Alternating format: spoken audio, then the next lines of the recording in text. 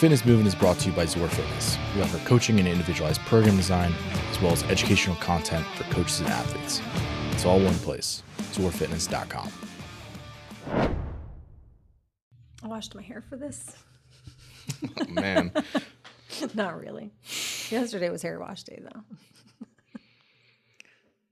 It's not every day for me. Apparently that's healthy. Huh? That's why I do it. You don't wash your hair every day? No. Some days I use body wash. Some days I use shampoo, but it usually covers my whole body.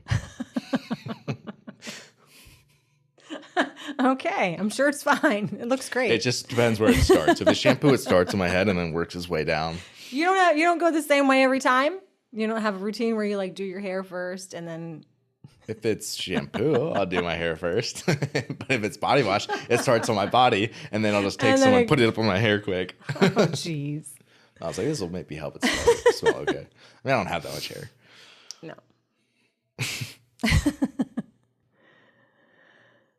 Anyway. So. Yeah, I guess I competed in... July? It seems so long ago, but it was July. And I'm going to crash Crucible coming up here very shortly, actually, in October. Like 3 weeks, right? Yeah, and you just competed in Tampa.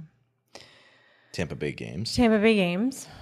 And that was, gosh, I'm blanking. The beginning of September. Second weekend in September.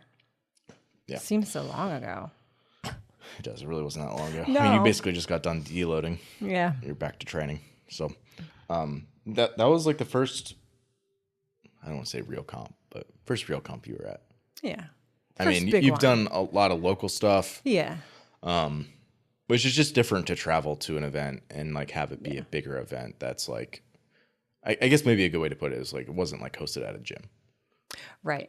Right. Like a lot of the competitions that people do are like in-house comps or local stuff where it's hosted in a gym and versus like a convention center or like a facility that's like set aside for that competition. Yeah.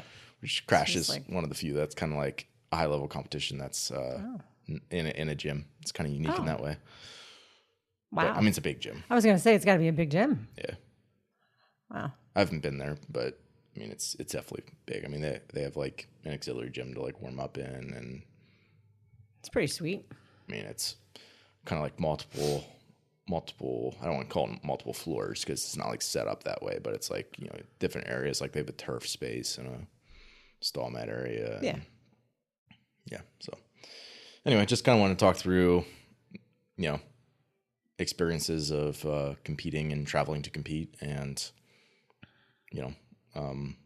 For people who are looking to be competitive outside the CrossFit season, which is something that I think we were both pursuing. Mm-hmm. That you know, what are good ways to do that? So I guess like first things first, like how did you decide on Tampa Bay Games? Like there's a million comps out there now. Like how did you decide on that one? I know. Well, there were a few things for me. I know that we had talked about being able to compete against women in my age group. Sort of the same fitness level as me. A lot of the, I guess not local, but local-ish comps where they had a master's division. The standards were like box get-overs, jumping pull-ups, hand release push-ups. Like I ultra scale. Right. Like I want to jump on a box. I want to do chest to bar pull-ups. I want to do handstand push-ups. Like I'm 47. I'm not dead.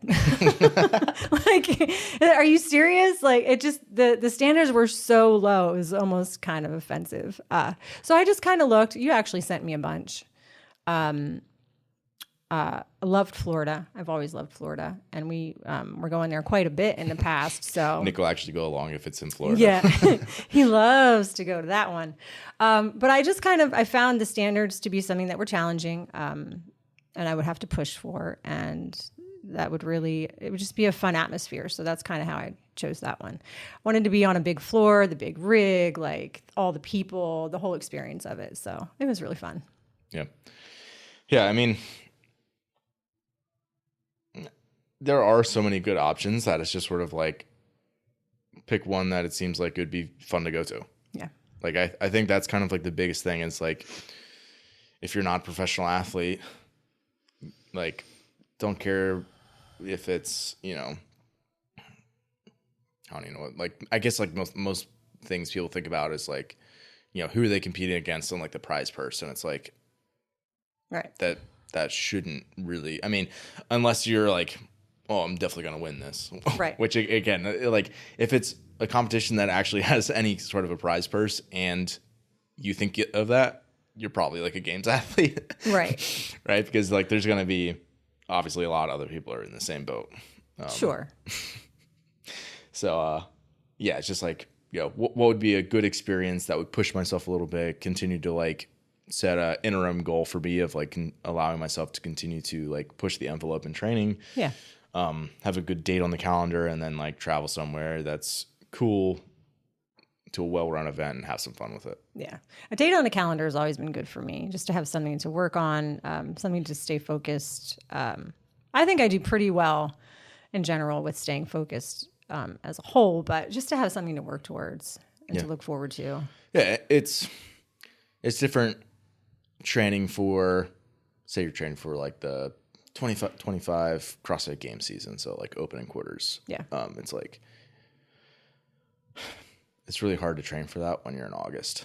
It's so far. Yeah. Yeah, it's so far away, like so long in between. It's like, yeah. Yeah, it's frustrating.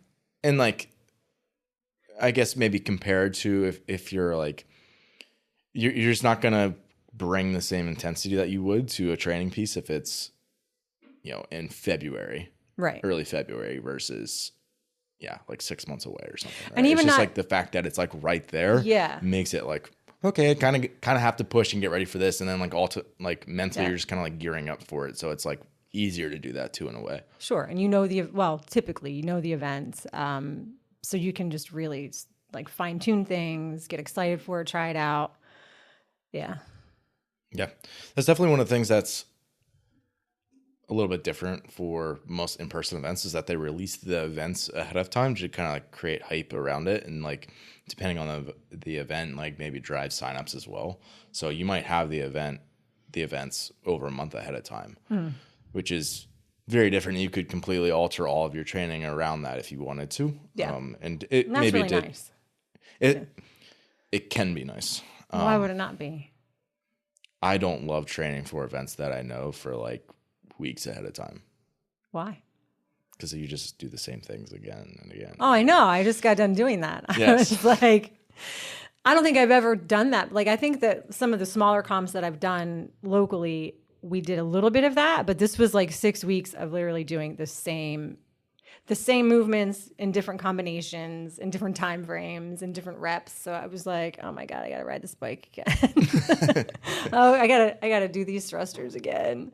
But I liked that though. Like I you know, each week that I had to do it again, I tried to do something a little bit better. So I liked it. Yeah.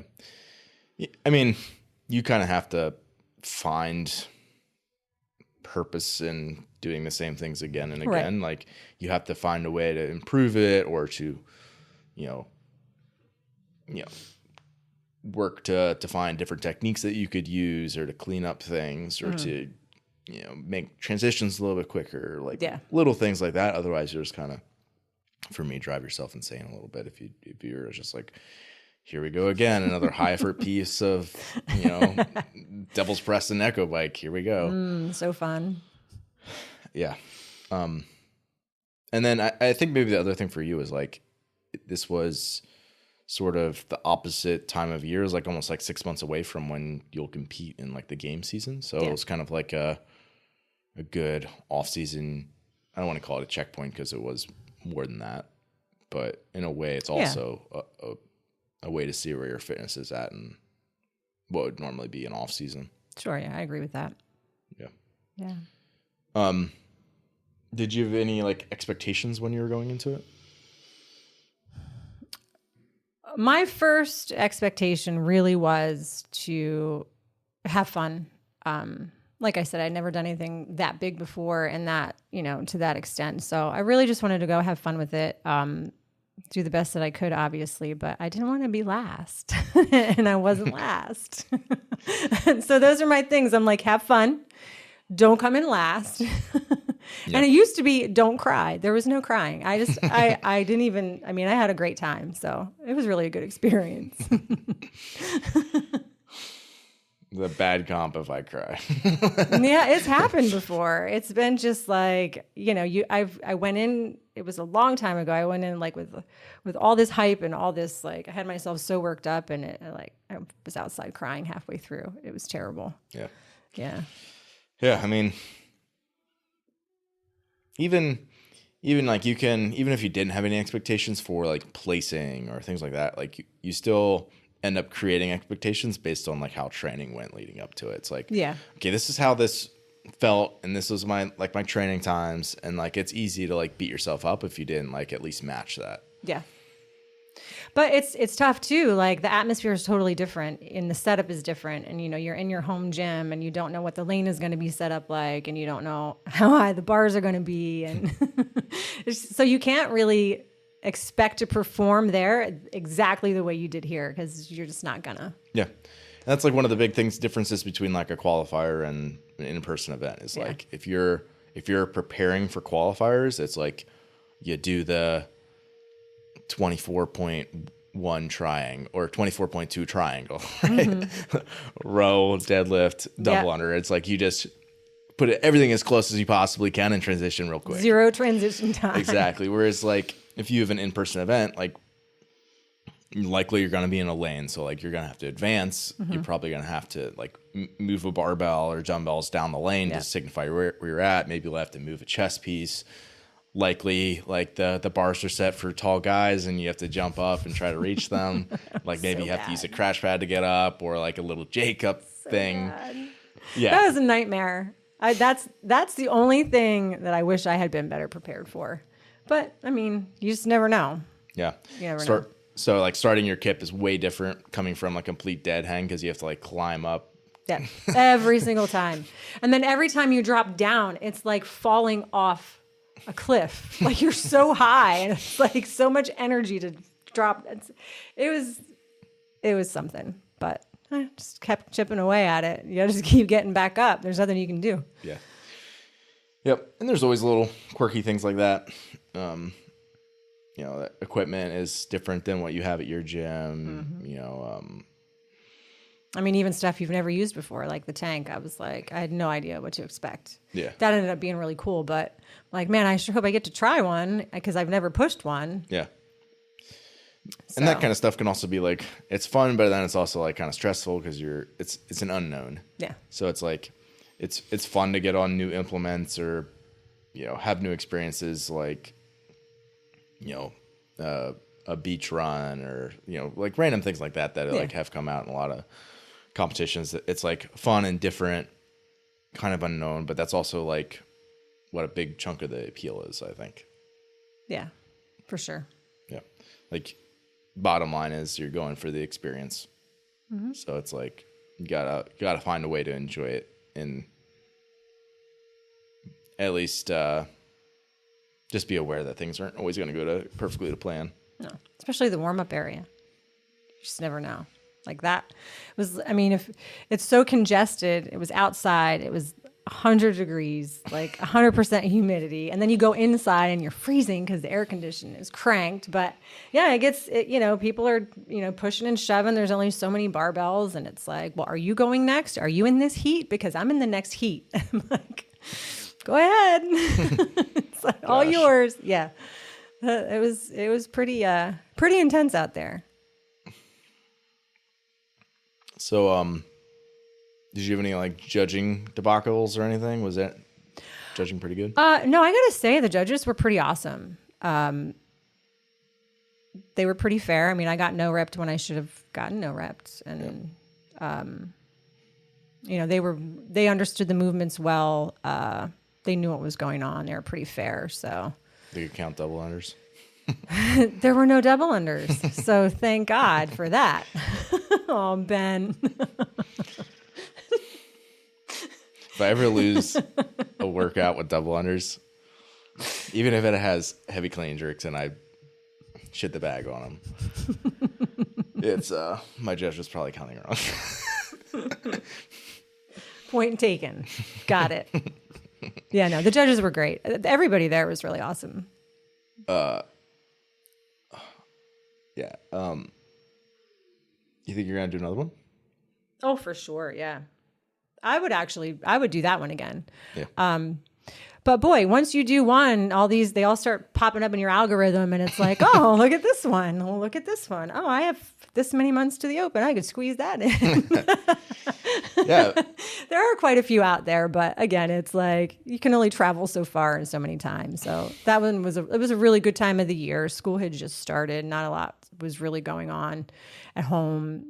So it was definitely more feasible, but yeah, I'll definitely do another one. Yeah, I think, for people who are, even if it's somebody like, they're like, oh, I wanted to make it to, Masters CrossFit Games, or I want to make it to a semifinal, but they're not there yet. Like, getting some in-person competition experience is like, it'll keep you engaged. Oh, for sure. Where it's like, if you're only doing qualifiers online, I've been there, and it's not very fun. It's not fun, and it's just way different. Like you're just different. A totally different person when you're out there on the floor. Yeah, and so like, it'll give you good like in-person competition experience, and by the nature of it, I think it keeps you a little bit more engaged than if it was just, the open is coming sort of thing. Yeah. Especially now that it's like, you have to go through so many stages, and like even a good chunk of the in-person events have qualifiers to them now. So it's like, yeah, it's almost like the qualifiers in my mind is like, now this is becoming like a necessary evil to like get to like the in-person events that like you actually want to do. Did you have to do one for Crash that's coming up? Yeah. Okay. Yeah. So like they send invites to, I think it's like automatic invites. I could be wrong, so don't quote me on this, but I think it's like automatic invites for maybe like the top 20 people in like each semifinal or something. Okay. Automatic ones to games athletes, and then like they have a qualifier that 10 people qualified out of. And I think that might have changed based on how many people accepted invitations. So yeah, it was the events are pretty sweet. I'm really looking forward to it. So yeah, they look tough. But like you said, they have to be for who's going. Yeah, exactly. Like you need to create enough separation for the people that are going there that it's especially they're using Z-score, which is, what does that mean? I've never used the competition. So basically, it's like, rather than you get 100 points for first place, 95 for second place, etc., it's you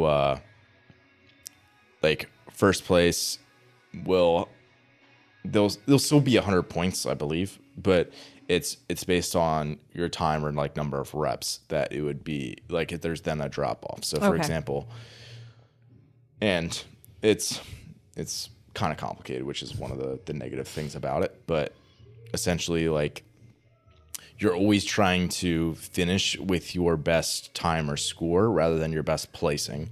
So for example, if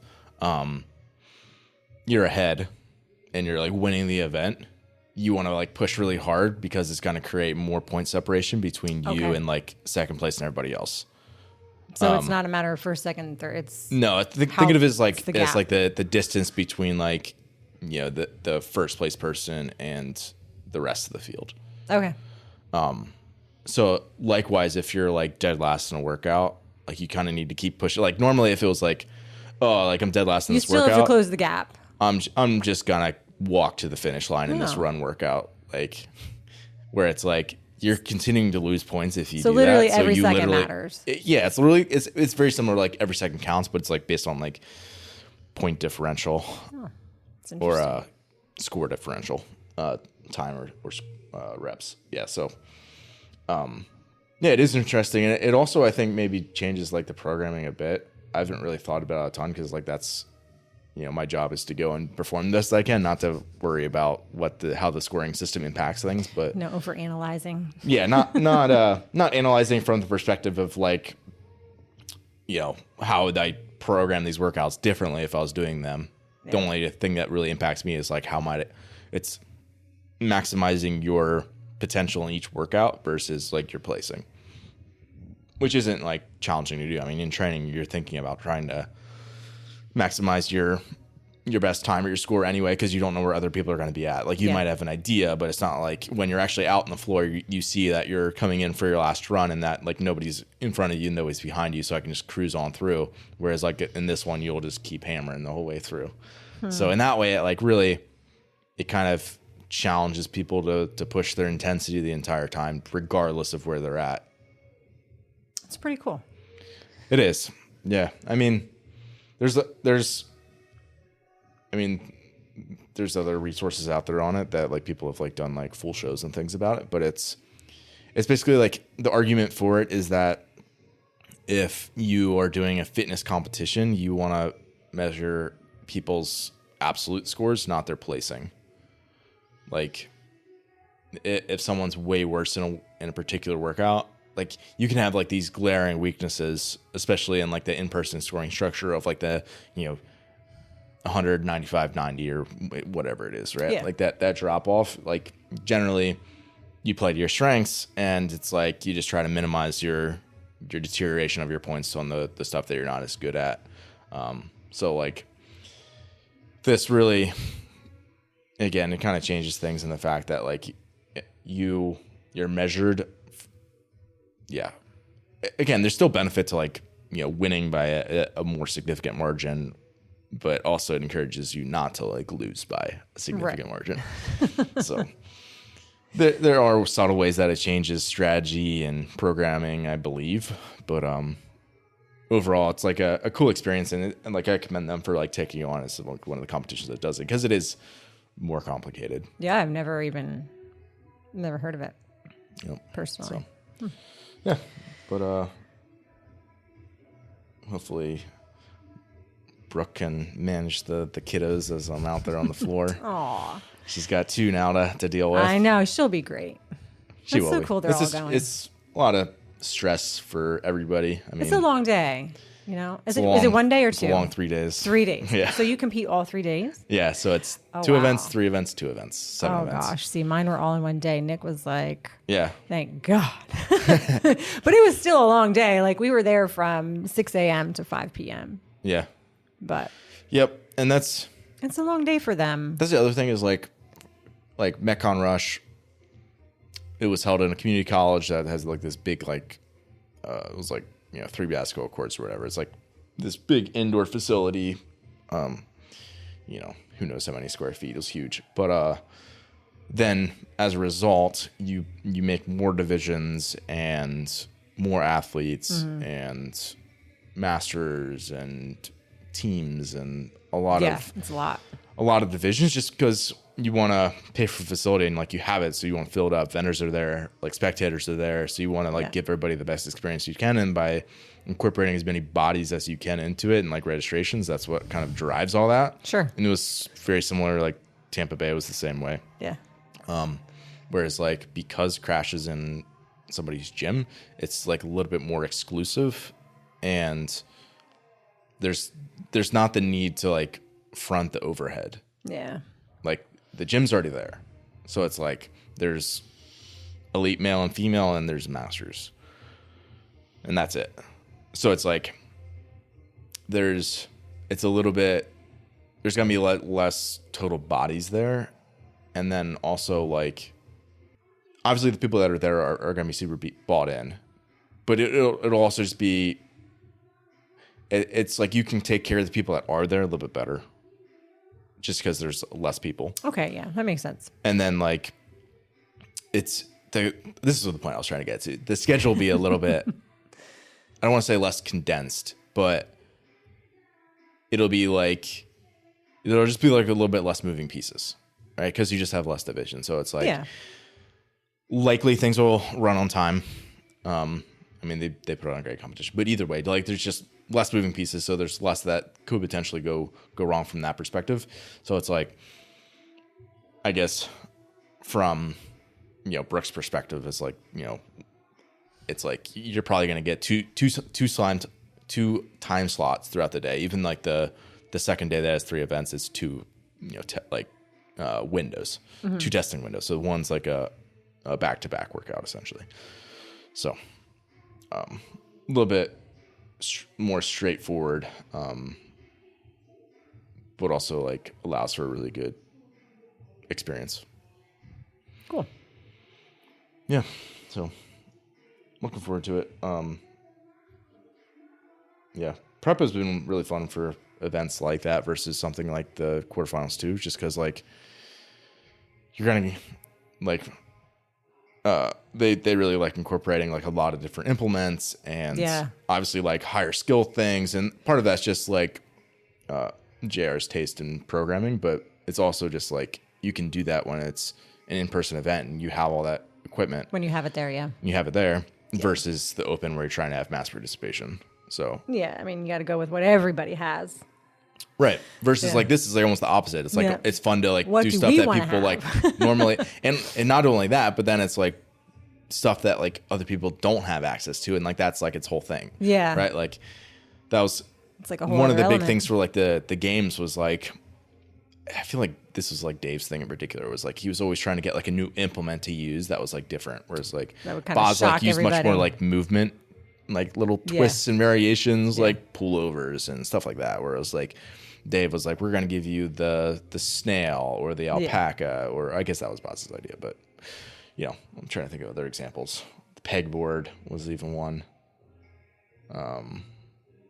They just had like so many like they would build an obstacle course or do things like that, right? Just for the not only like still effective test of fitness, but it was intentionally something that people wouldn't be able to do otherwise. Like they didn't test it. They didn't have a chance to test it. Right. Yeah. Like the swim bar muscle up workout from I don't even know when, 2013 or something, 2012. I mean, that's a great example. It's like nobody's done that before because no one's got a rig next to a pool. Right. So it's like, but that's so cool to be able to do that. So very creative. Yeah. So anyway, I guess, really we just kind of want to come on, give some life updates about competing, but I guess maybe a takeaway closing thought would be like, I would encourage people to find opportunities to compete throughout the year outside of the game season if you're just looking to be recreational or you're looking to be really competitive in the game season, just haven't broken through to an in-person event just yet. Yeah. You learn a lot about yourself. You really do. It's a cool experience. Thanks for listening today. If you're someone who just started listening to the show, I would encourage you to subscribe so you can stay up to date. If you're someone who's been listening for a while, I would encourage you to rate and review the show. And lastly, the best thing that you can do to support our work is also the best thing that you can do for your performance. And that is by hiring one of our coaches. Until next time, stay the course.